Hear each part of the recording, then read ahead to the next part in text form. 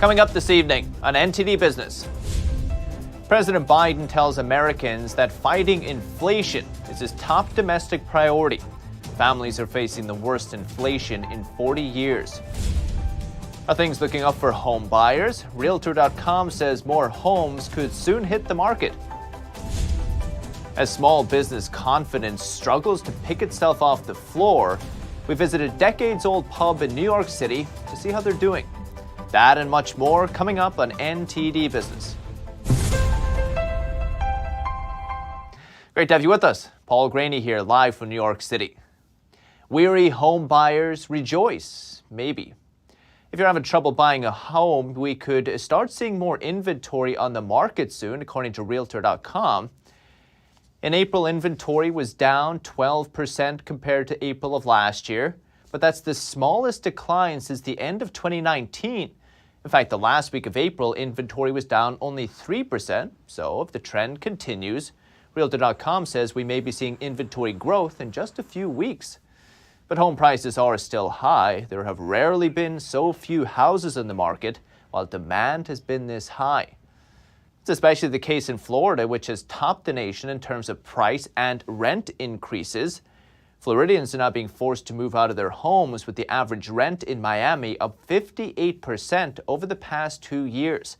NTD's Fake Quarter has more. Rental prices have gone up almost 20% over 2 years, and Florida is seeing most of the largest price surges. Miami, the steepest of all, a 58% rise over the past 2 years. Tampa, 45.8%. Orlando, 34.7%. And Jacksonville, 29.2%. Floridians are being priced out of their own homes. Peter Gray is the president of Pyramid Real Estate Group. Gray says he sees this happening more and more. You can only build so much. At some point, materials have gone up, prices have gone up in areas that grow faster. Other reasons include the end of the rent moratorium. Landlords are now making up for lost rent, as well as an influx from other places. So I was changing a career, and I decided to change then where I was going to live. Kenny Polcari is a managing partner at Case Capital Advisors. Polcari left Manhattan for Florida before COVID hit and currently still resides there. He initially rented an apartment at West Palm Beach for $5,000. And we just moved out, and the woman who owns the apartment, after we moved out, raised the rent by 70%. 70%. More and more finance and tech professionals are coming to Florida because of lower taxes and a more business-friendly environment, says the Wall Street Journal. These people are high earners who brush aside these high rent prices. Fake Quarter, NTD News. So from rent to gas to the grocery store, Americans are facing the worst inflation in 40 years. The president spoke from the White House today, reassuring Americans he understands what they're grappling with and is working to solve the problem. Here's the president. I know the families all across America are hurting because of inflation. I want every American to know that I'm taking inflation very seriously, and it's my top domestic priority. Biden blamed the COVID-19 pandemic and Russia's war in Ukraine for the troubled economy. He said the Federal Reserve is doing its job to tame inflation, and he's also looking at cutting tariffs on China to lower prices. He also blasted Republicans, saying their policies will make the problems worse. Meanwhile, Republicans blame Biden for the inflation spike. They took an economy that was ready to soar, turned it around, and drove it into the ground. American families are being crushed by 8.5% inflation. Democrats' policies have unleashed the worst inflation in more than 40 years. Many blame the massive government and central bank spending during the pandemic for inflation. Last week, the Treasury Secretary Janet Yellen also conceded that President Biden's American Rescue Plan did in fact contribute to inflation. But it's not just the government that's been spending. The American people have never been more in debt. Money owed by U.S. households has skyrocketed during the pandemic. It's mainly down to the nation's housing binge, which, as we said, has pushed home prices to extraordinary heights. But that's not all we're charging. New data from the Federal Reserve shows $15 trillion in outstanding debt, a new record. Credit card balances are $71 billion higher than this time last year. Student loan debt is up $14 billion, a significant 6.5% increase on last year, possibly because many people didn't have to make repayments last year or this year, in fact. On the mortgage side, I hope you're sitting down. Americans have taken out over $8 trillion in new home loans since the pandemic began. And the kicker to all this is that interest rates are now rising, so interest repayments on part of all this debt will also start rising. That'll leave you with fewer dollars to spend and the economy with less gas in the tank. Jim Urio is with us live, Managing Director of TJM Institutional Services. Jim, great to see you. Thank you, Paul. Jim, you seem like a responsible spender, but are you worried at all about rising interest rates? Of course, but I'm worried about more of a macro angle. I think it's a difficult time right now. Inflation is very, very high, but I will add a couple things. I think if you look at the April 22nd, tips break even, the 5-year, made a new high, and then it started lower. That happened to be right around the time that Jay Powell made the speech where he invoked the name of Paul Volcker. He also said that 75 basis points was not off the table. Now, he's walked that back a bit, and I think he's going 50-50 at the next meetings. But at that meeting, I think the market believed him and believed in his resolve to tackle inflation.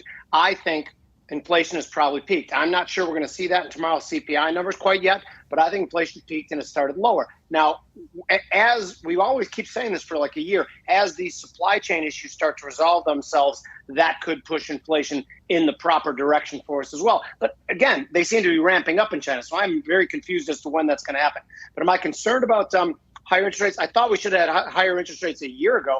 The notion that they were manually compressing mortgage rates a year ago into the teeth of a wildly hot real estate market was just the height of irresponsibility. I mean, we can argue a lot of things about, every time I bring up the fact that they should have moved a year ago, people like, well, Omicron and Delta, whatever. We did know that the housing market was on fire a year ago, and they kept buying $40 billion in mortgage backs per year. So the irresponsibility is amazing. I've been ranting now for close to 4 minutes. I forgot what your original question was, but I hope somewhere in there I answered it. Well, let me bring you back to what you first mentioned, Jim, on the inflation. So I asked a manufacturer, American manufacturers, he sits on the board of the National Association of Manufacturers. If we do indeed see a recession, will we at least see prices falling? She said, probably not. Prices, input costs for them are just too high.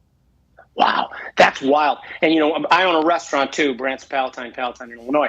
And our input costs have gone up approximately 25% in the last year and a half, including labor costs, which we've had to bring up on our own volition because we couldn't find employees for certain positions. Plus, they've raised minimum wages twice. So that in the restaurant industry, which is a huge part of of the equation in our economy, those pressures are not subsiding. And again, maybe when I said I think that the rate of inflation has peaked, and again, I'm not talking about prices going back down. A lot of people get confused on that concept.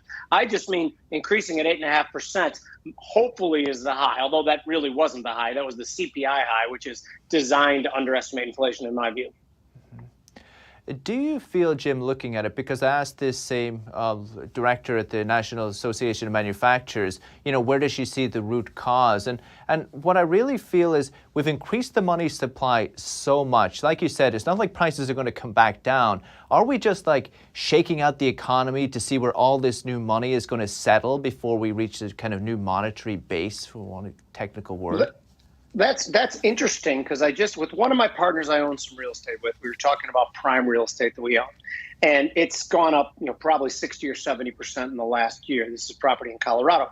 And I was trying to explain, and I hope I'm right, that a large part of that increase, when you increase the money supply by 40% in 2 years' time, M2 money supply, that everything you expect to readjust, and that new price doesn't reflect the new price of the home, but rather the weakness in the dollar. That confuses some people because people look at the dollar and say, well, look, it's rallying in the dollar index. No, it's not rallying. It's rallying against those other currencies that happen to be doing the exact same thing. The dollar's not rallying against things you need to buy. So anyway, point is that part of that rise is just due to the devaluing of the dollar against real estate. But another part of it, as money is going into the system, it starts to pick its favorites and its least favorite. And real estate was certainly the favorite that it picked. So is there froth in the real estate market? Absolutely. Do I think prices could come down 10%? Absolutely. Again, do I think they could fall 40 to 50% like they did in 07, 08? No, because back then we saw leverage built up. Not just, remember that 18 to 20% of the homes being bought over the last 2 years from corporate investment interests. They're not mom and pops buying 5 houses and hoping they're going to flip them and sell them for more in 6 months. I don't see that type of leverage. It's just not the net amount of leverage that's important, but the weak hands or the strength of the hands that hold it. And I don't see that happening right now. But I think real estate's going to be an interesting market. Well, I think for next conversation, Jim, I'm just wondering about these institutional spenders. If they've bought all these at highly elevated prices and then the economy starts to tank or go down and people have trouble paying the rents, that's the next thing. But for another day, Jim Uru, as always, TGM Institutional Services. Thank you, Jim. Thank you, Paul. And many adults may not be in a hurry to return to office environments, but a high number of teens are returning to the workforce. NTD's Sean Marshall has more. Teens are filling in the worker shortage gaps. So many teens that it's making it hard for some of them to find jobs. Unemployment for 16 to 19-year-olds is back to pre-pandemic numbers. I found some young workers to talk about what's going on. So I've been struggling to get a job because a lot of people don't want to call younger people back in for jobs. Because I feel like everybody now wants a bachelor's degree at very least to work simple jobs. Hannah didn't have trouble finding a job in California, but she and her friends have had trouble finding jobs in New York City. Everyone that I know wants a job if they don't have one. I think people want to be financially stable and people want to be independent from their parents, which I think is super cool. Ariana's looking for more than money at her job. But I am trying to get experience for now, so I'm trying to build off of that so I can get better opportunities. I spoke with HR Director Tiffany Martinez on how to excel past the typical entry-level jobs 16 to 19-year-olds usually work. If you were to go and volunteer at your local church answering phones, you now have a receptionist skill that you can actually apply for receptionist jobs. If you work with the children in a kids' vacation Bible school setting, you now have childcare skills that you can actually put in a resume. We talked about her experience with her own 18-year-old daughter. I was able to get her into programs at church to get her to develop some social skills, to be able to work with all different ages, children, and even elderly retired individuals. Some other tips Martinez gave were to get your kid out into the real world for needed exposure with real people for much-needed success advantages. Sean Marshall, NTD News. And after 3 months of declines, small business confidence is still flat, according to the National Federation of Independent Businesses. Almost a third of them say inflation was their biggest problem, and they're still struggling to find workers. Nearly half of them have open positions just waiting to be filled. Worker shortages are especially serious in construction, manufacturing, and retail. But one piece of good news for consumers, a slightly smaller share of business owners say they'll be raising prices as compared to the record high in March. Today I visited the Molly Wee pub right next to Madison Square Garden, Manhattan. I asked the owner, Angela Riley, if she's still struggling with inflation. Yes, it's probably getting worse because everything's getting higher and higher. You know, all the gas is so expensive now. Everything's going through the roof. So it's probably getting worse, especially in this time of year. How about the food prices? Food prices, all the food prices have gone up, everything. You know, liquor prices gone up, beer prices gone up, yeah. So, and sometimes we can't even get what we're looking for. You know, a lot of things are not available. You've been in the business for a long time, a number of decades. Was there ever any moment during the pandemic you felt that maybe things wouldn't work out? Yeah, of course you're always skeptical. You don't know because we didn't know from day to day what was going to happen next, you know. So, but lucky enough we have been fit to survive. A lot of places haven't. A lot of places closed down. But I'm just lucky that I was able to stay afloat. So, and I hope I can continue. Have you seen other businesses that you've kind of grown along with in New York City, staple businesses that haven't been able to make it through? Oh yeah, lots of them. Yeah, because my husband used to be involved in a a lot of bars before he passed away, and most of those, except with the exception of one or two, is gone. So I know a lot of them, but a lot of places around as well. They just can't keep going with the inflation and with the rents, and everything has gone through the roof. I'm lucky here because I own the building. So, and that's probably why I was fit to survive. Other than that. You think for these other businesses, it's purely the rising cost that's the most difficult thing for them to handle? Yeah, that and staff. Like I know one guy from 7th Avenue that he closed his premises because he couldn't get staff. So yeah, probably, and the inflation as well didn't help matters. But that was his main priority. He couldn't get staff. So that's what we're up against. But that's all over. It's everywhere, from what I can gather. And I don't know why people don't want to work. I mean, I can't understand why anybody would want to stay home. But I guess I'm a different generation. At the beginning of the pandemic, lots of people were paid to stay home or given different, subsidies. You think this was the... Yeah, at the beginning. But I mean, that money is not as big as what it was anyway. I'm sure they still get some money, but I'm sure most of it has dried up. So I don't know where they're getting the money from, unless parents are keeping their young ones. I don't know. So, but I don't want to work anyway. We see there's talk about recession. When the people do come here, do you feel they're spending less or they're more thrifty? Yeah, I would say people are watching the money, especially if they are worried now about a recession. With the events in the garden, they come for the events in the garden, so it's a little bit harder to, But in regular times, yeah, people are not spending as much. Well, you see the business here. What's here? Usually we used to be busy for lunch. There's nobody in the city. So I don't even need a waitress during lunchtime anymore. Barmaid does both. Yeah, so change times.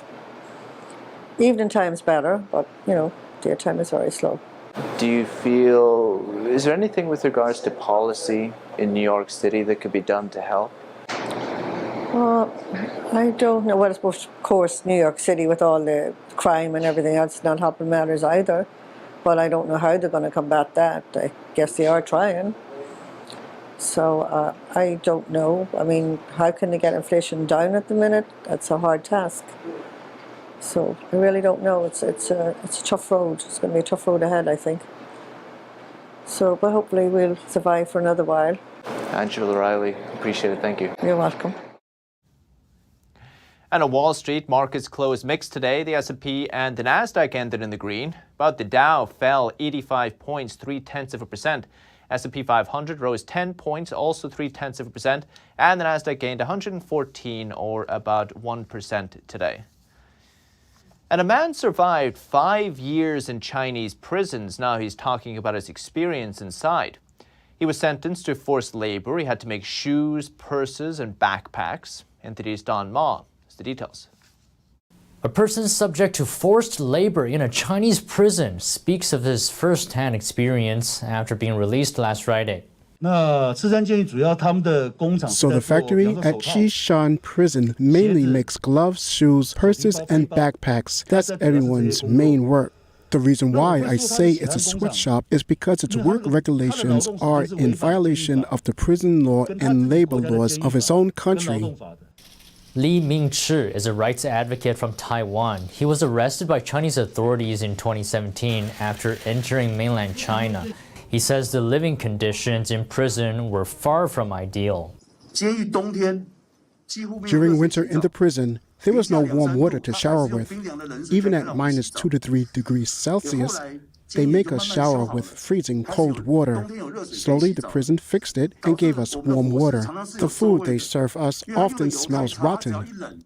One possible reason why he was arrested is that while in Taiwan, he would send and disseminate books into China that were critical of the Chinese Communist Party. After his arrest, a Chinese court sentenced Li to 5 years in prison.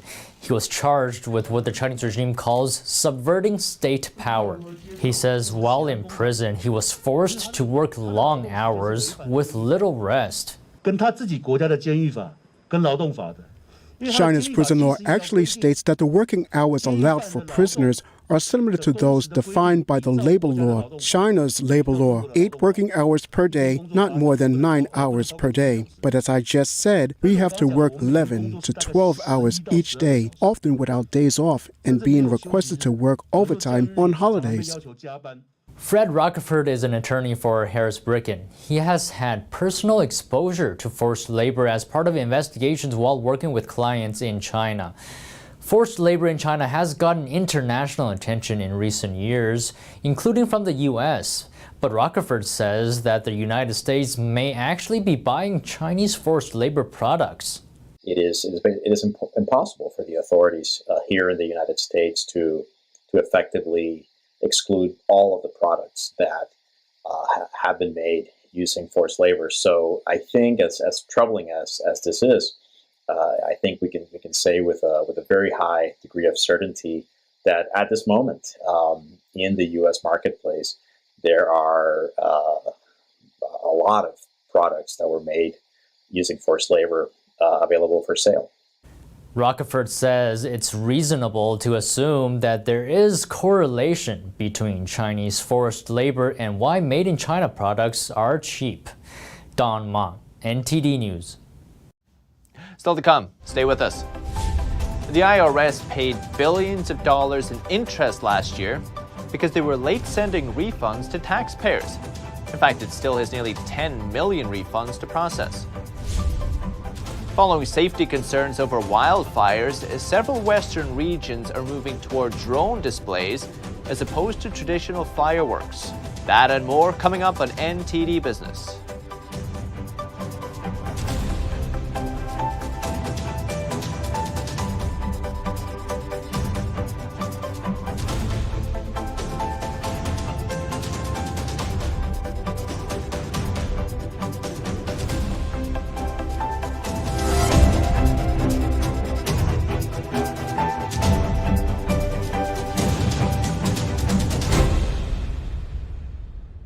Hello, I'm Mike Lindell, inventor of MyPillow. Thanks to your support, you've helped make MyPillow become one of the fastest growing companies in America.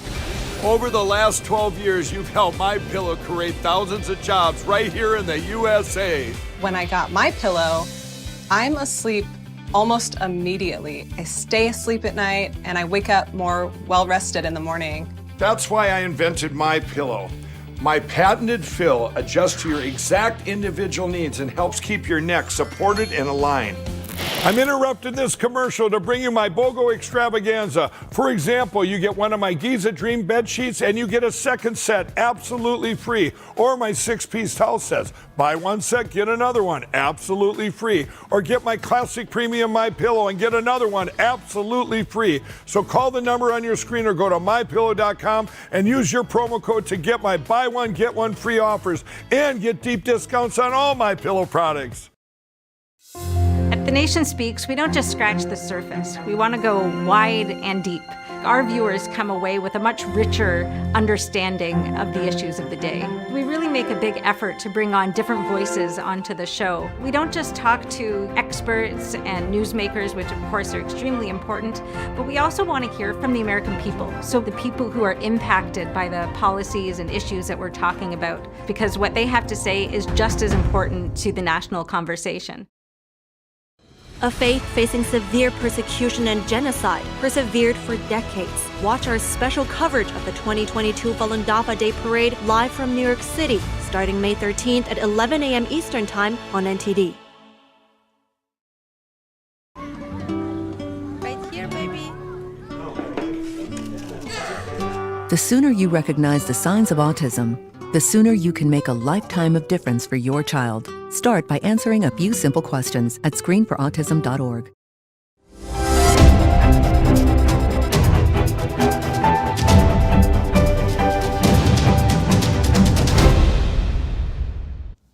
Welcome back. The IRS paid taxpayers $3.3 billion in interest last year because it's behind on processing tax returns. They're paying Americans 4% interest on those delayed refunds, though. The government shutdown in 2019 and the pandemic have contributed to the backlog of tax returns. And as of April 29th, the IRS had 9.6 million returns left to process. IRS has paid $14 billion in interest over the last 7 years.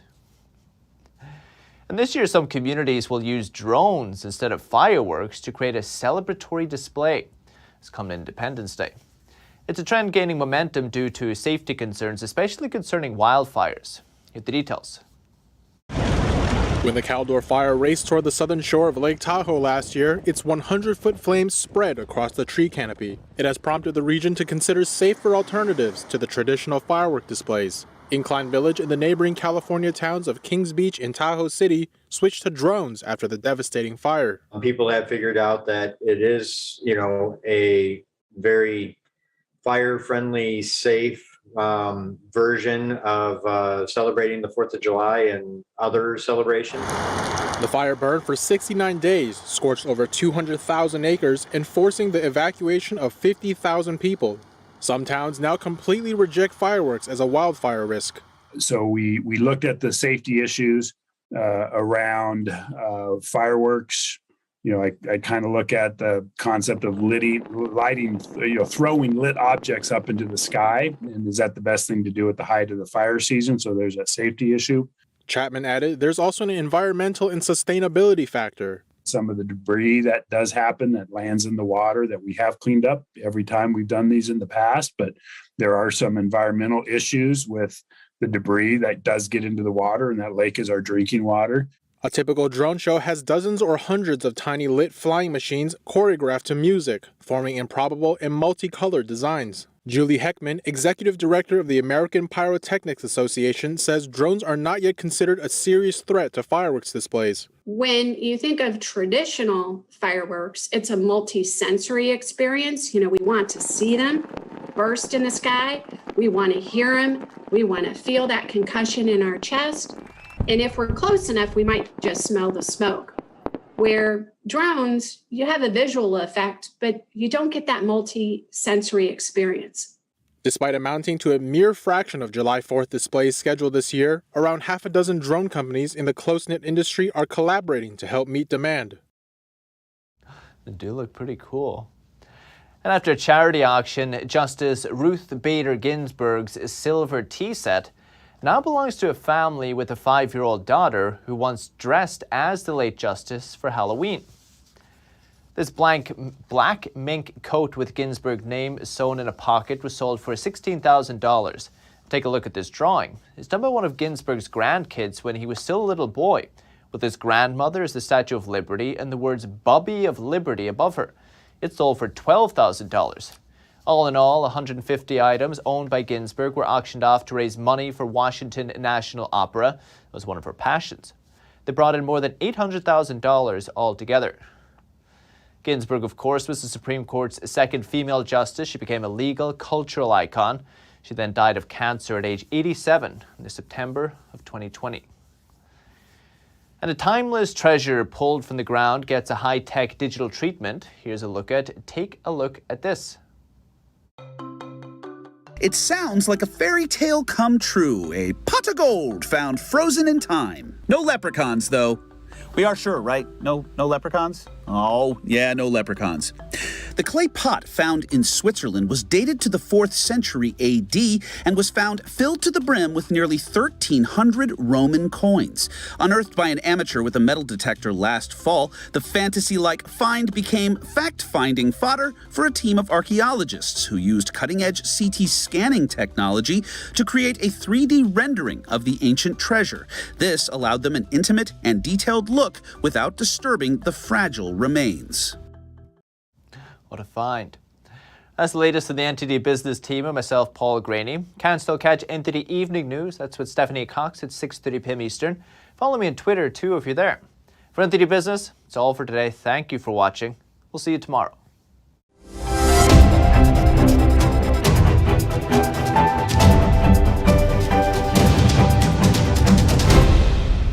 Thanks for watching us on YouTube. Did you know YouTube only keeps selective videos on its platform? So if you want to make sure you get the full picture, just subscribe to our newsletter. Go to newsletter.ntd.com and sign up. It's free.